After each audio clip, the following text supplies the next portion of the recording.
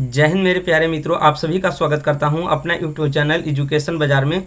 तो आज हम क्लास 10th वाले के लिए हिंदी का चैप्टर नंबर 4 का नाखून क्यों बढ़ते हैं उसका हमने यहाँ पे लगभग 40 महत्वपूर्ण क्वेश्चन इस वीडियो में मैंने शामिल किया है, जो कि आपको एग्जाम के नज़रिए से काफ़ी महत्वपूर्ण है। चूँकि ये 40 प्रश्न है जो एग्जाम में कई बार आपको पूछा जा चुका है और आगे भी 2023 में जो भी है आपका इसी से क्वेश्चन यहाँ पे देखने को मिल सकता है एग्जाम हॉल में। तो इसे आप रट ले, 100% यही आपको एग्जाम में आने वाला है। दोस्तों, यदि मेरे चैनल पर पहली बार विजिट कर रहे हैं तो चैनल को सब्सक्राइब कर बेल आइकन प्रेस कर दीजिए ताकि आने वाली वीडियो का नोटिफिकेशन आपको सबसे पहले मिल सके। यदि अभी तक आपने मेरे टेलीग्राम ग्रुप से अभी तक ज्वाइन नहीं किया है तो डिस्क्रिप्शन में आपको टेलीग्राम ग्रुप का लिंक मिल जाएगा, वहाँ से आप जरूर ज्वाइन कर ले। तो चलिए फ्रेंड्स, हम वीडियो को स्टार्ट करते हैं, चलते हैं क्वेश्चन नंबर 1 पे। चलिए यहाँ पे हम देखेंगे सबसे फर्स्ट नंबर प्रश्न में यहाँ पे नाखून का इतिहास किस पुस्तक में आपका मिलता है। ठीक है, काफ़ी अच्छा क्वेश्चन है। ऑप्शन ए में कह रहा है आपको कामसूत्र में, बी में कहा जा रहा है मेघदूतम में, सी में कहा जा रहा है महाभाष्य में और डी में है इनमें से कोई नहीं। तो इसका जो करेक्ट आंसर होगा यहाँ पे ऑप्शन ए बिल्कुल ही सही हो जाएगा। आपका कामसूत्र में आपको नाखून का इतिहास मिलता है। ये आपका VVI क्वेश्चन आपके एग्जाम के लिए। ठीक है, नेक्स्ट क्वेश्चन चलते हैं। यहाँ पे कह रहा है हजारी प्रसाद द्विवेदी जी ने है ना डी.लिट की उपाधि किस विश्वविद्यालय से प्राप्त की थी। ठीक है, काफ़ी अच्छा क्वेश्चन है। यहाँ पे डी.लिट की उपाधि है जो हजारी प्रसाद द्विवेदी किस कॉलेज से प्राप्त किया था। ऑप्शन ए में कहा जा रहा है मगध विश्वविद्यालय से, ऑप्शन बी में कहा जा रहा है लखनऊ विश्वविद्यालय से, सी में कहा जा रहा है आपका चंडीगढ़ बीवी से और डी में है कासू हिंदू विश्वविद्यालय से आपका। ठीक है, तो यहाँ पे जो सही आंसर आपका हो जाएगा यहाँ पे ऑप्शन नंबर बी, यानी लखनऊ विश्वविद्यालय से उन्होंने जो है डी.लिट की उपाधि धारण की थी। ठीक है, अगला प्रश्न हम लोग देखते हैं, क्वेश्चन नंबर 3 यहाँ पे चलते हैं। ठीक है, कहा जा रहा है कि कहानी में चंद्रकार, त्रिकोण, दंतुल, वर्तुलाकार आकृतियों का संबंध मानव के किस अंग से आपका है। ठीक है, ऑप्शन ए में कह रहा है नक से, बी में कहा जा रहा है मुख से, सी में है नाक से, डी में आपका आँख से। तो इसका सही आंसर हो जाएगा आपका नक से। नक का मतलब क्या होता है? नक के मतलब यहाँ पे होता है नाखून। ठीक है, तो त्रिकोण वर्तुलाकार उस जमाने में लोग क्या करते थे, नाखून को काट करके सजाते थे और उसे रंगा करते थे। ठीक है, अगला प्रश्न हम लोग देखते हैं। ठीक है, अलकतक का अर्थ क्या होता है। ठीक है, ऑप्शन ए में है तेल, बी में है आलता, सी में आपका हल्दी और डी में है आपका साबुन। इसका सही आंसर हो जाएगा अलकता का अर्थ उस टाइम जो हम लोग अलता कलर जो बोलते हैं उसका होता था। ठीक है, अगला प्रश्न हम लोग देखते हैं, क्वेश्चन नंबर 5 हम लोग देखते हैं। ठीक है, प्रश्न 5 में कहा जा रहा है कि द्विवेदी जी को साहित्य अकादमी पुरस्कार किस रचना पर आपका मिला था। काफ़ी शानदार क्वेश्चन है। ऑप्शन ए में आपको अशोक के फूल पर, बी में है आलोक पर्व पर, सी में कहा जा रहा है अनाम दास का पोथा पर, ठीक है, कल्पकता पर। ठीक है, तो इसका सही जो आंसर हो जाएगा आपका देखिएगा ऑप्शन नंबर बी, यानी आलोक पर्व पर जो है द्विवेदी जी को साहित्य अकादमी पुरस्कार मिला था। काफ़ी VVI ये भी आपका प्रश्न हो सकता है, एग्जाम हॉल के लिए आपका छप सकता है। चलिए दोस्तों, अगला प्रश्न हम लोग देखते हैं।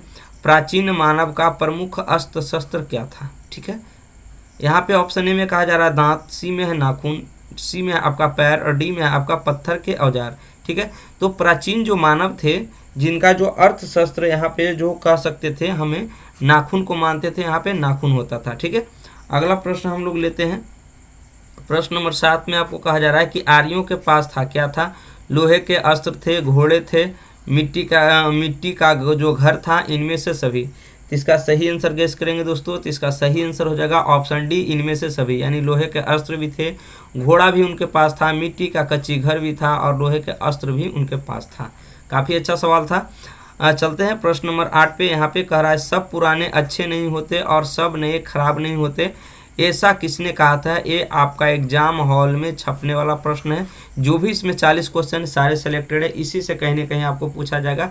ये प्रश्न आपको 2020 में आपको पूछा जा चुका है। ठीक है, तो यहाँ पे चलते हैं, ऑप्शन में देखते हैं। ऑप्शन ए में कह रहा है पतंजलि ने, बी में है कालिदास ने, सी में है वत्सायन ने, डी में कह रहा है कबीर ने।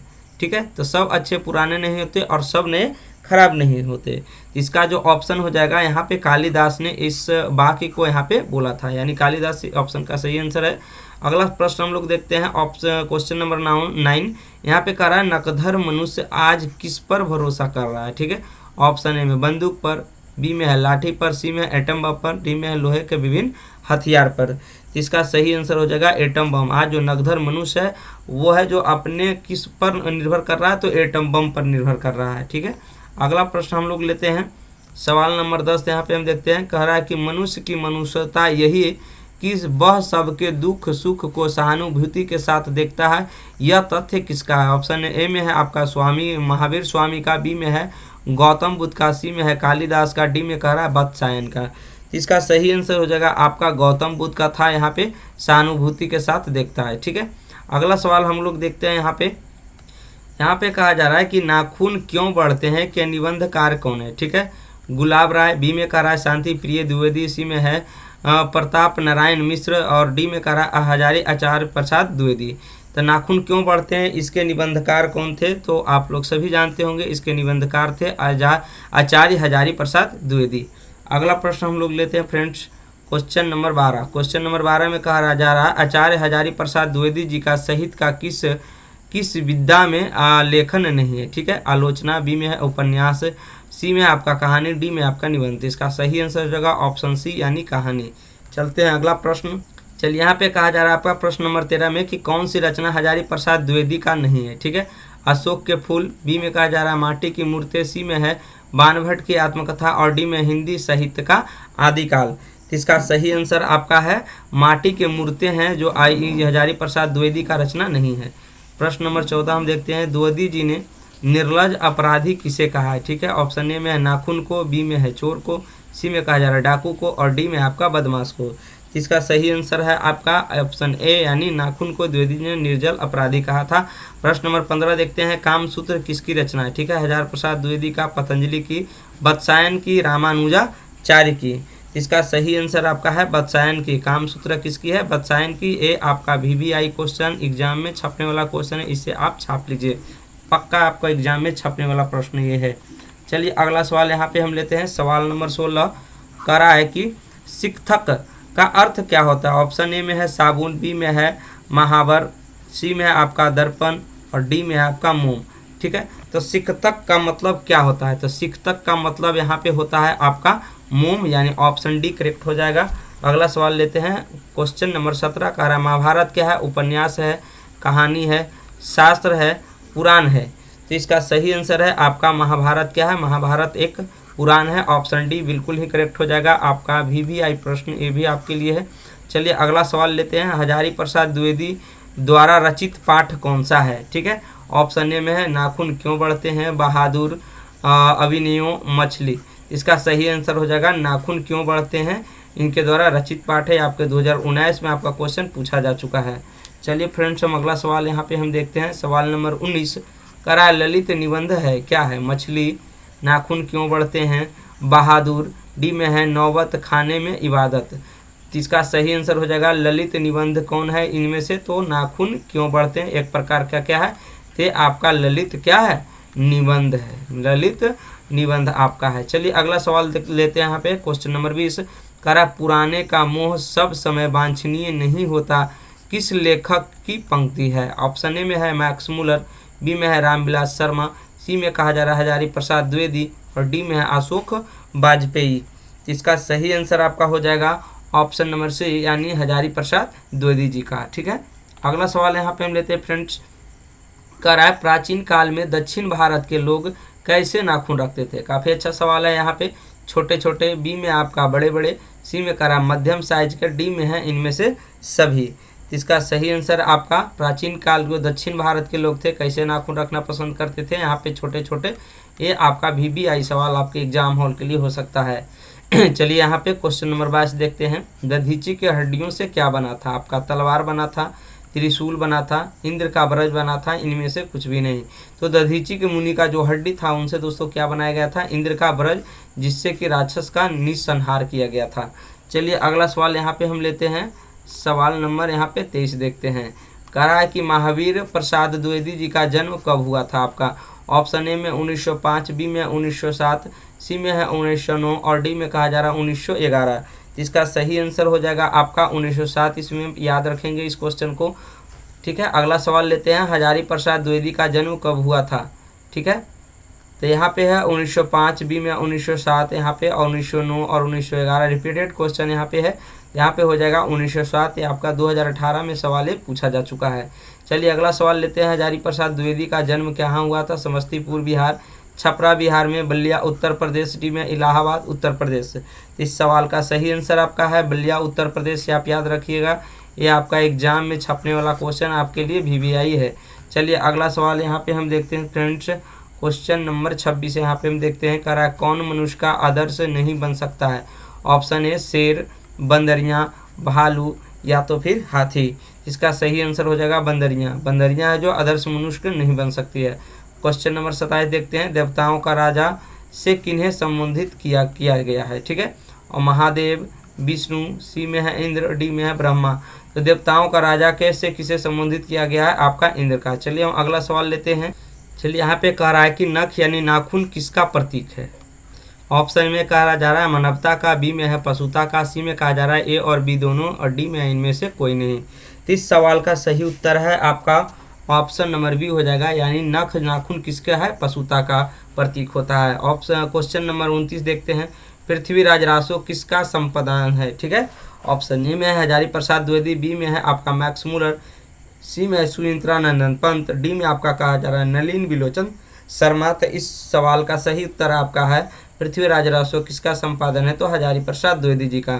चलिए अगला सवाल यहाँ पे सवाल नंबर 30 देखते हैं। करा हजारी प्रसाद द्विवेदी को कब पद्म भूषण की उपाधि से आपका सम्मानित किया गया था? 1953, 1957, 1959, 1961 में। इस सवाल का सही उत्तर है आपका ऑप्शन नंबर बी, यानी 1957 में हजारी प्रसाद द्विवेदी को पद्म विभूषण की उपाधि आपका मिला था। चलिए हम अगला सवाल यहाँ पे हम लेते हैं दोस्तों, सवाल नंबर 31 यहाँ पे देखते हैं। करा अशोक के फूल किसकी रचना है? इसका सही आंसर हो जाएगा आपका हजारी प्रसाद द्विवेदी जी का है। चलिए अगला सवाल लेते हैं, सवाल नंबर 32। करा लेखक के अनुसार मनुष्य के नाखून किसके जीवन प्रतीक है? ठीक है, 2018 में एक क्वेश्चन आपका आ चुका है, तो आपका क्वेश्चन रिपीट भी हो सकता है। आपका मनुष्यता के, आपका करा ऑप्शन बी सभ्यता के, सी में है पशु वृत्ति के, और डी में है आपका सौंदर्य के। इस सवाल का सही उत्तर जो है आपका यहाँ पे हो जाएगा ऑप्शन नंबर सी, यानी पशुवा वृत्ति के यहाँ पे हो जाएगा। ठीक है, अगला सवाल हम सवाल नंबर 33 लेते हैं। करा हजारी प्रसाद द्विवेदी की मृत्यु कब और कहाँ हो गई थी? ठीक है, काफ़ी अच्छा सवाल एग्जाम के लिए आपका VVI क्वेश्चन हो सकता है। यहाँ पे ऑप्शन ए में कहा जा रहा है दिल्ली जो है 1979, ऑप्शन बी में है 1984 अजमेर में, सी में है 1989 उत्तर प्रदेश, और डी में 1994 आपका कानपुर। इसका सही आंसर आपका है दिल्ली में। याद रखिएगा हमेशा 1979 दिल्ली में हुआ था। ठीक है, इनका निधन हो गया था। सवाल नंबर यहाँ पे हम 34 लेते हैं। देखिएगा 34 में आपको कहा जा रहा है कि सहजात वृत्तियाँ किसे कहते हैं? ठीक है, ये भी आपका 2018 में आया हुआ सवाल है। असत्रों के संचयन को, ठीक है, अनजान स्मृतियों को, सी में आपका स्व के बंधन को, डी में उपयुक्त सभी। इसका सही आंसर हो जाएगा आपका अनजान स्मृतियों को। ठीक है, काफ़ी अच्छा सवाल था। यहाँ पे 35 नंबर देखते हैं। यहाँ पे करा आपका कि द्विवेदी जी को किसने पूछा था कि नाखून क्यों बढ़ते हैं? काफ़ी अच्छा सवाल आपका 2020 में पूछा जा चुका है। ये एग्जाम के नज़रिए से आपका काफ़ी VVI प्रश्न होने वाला है। लड़की ने, पत्नी ने कि नौकर ने? तो इसकी बेटी द्विवेदी जी को जो लड़की थी, यहाँ पे लड़की ने ये सवाल किया था कि पापा नाखून क्यों बढ़ते हैं? ठीक है, सवाल नंबर 36 लेते हैं। यहाँ पे करा नाखून क्यों बढ़ते हैं? पाठ में बूढ़े ने सबसे बड़ा चीज़ किसे माना है? ठीक है, ऑप्शन ए में प्रेम को, क्रोध को, भय को, यहाँ पे कह रहा है आपका घृणा को।